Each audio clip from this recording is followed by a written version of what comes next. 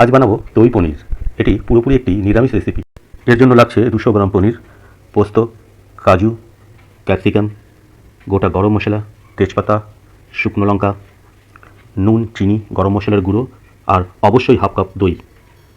প্যানে তেল গরম হয়ে গেলে পনিরের টুকরোগুলোকে হালকা করে ভেজে একটা পাত্রে তুলে নিতে হবে। এবার সেই তেলেই গোটা গরম মশলা দিয়ে একটু নেড়ে চেড়ে নিতে হবে। মিক্সার জারে কাজু পোস্ত পেস্ট বানিয়ে তেলে দিয়ে দিতে হবে। এরপর পরিমাণ মতো নুন আর আরেকটু জল দিয়ে খুব ভালোভাবে নেড়ে চেড়ে নিতে হবে। মিশ্রণটি ফুটে গেলে তার মধ্যে হাফ কাপ দই ভালো করে ফেটিয়ে দিয়ে দিতে হবে।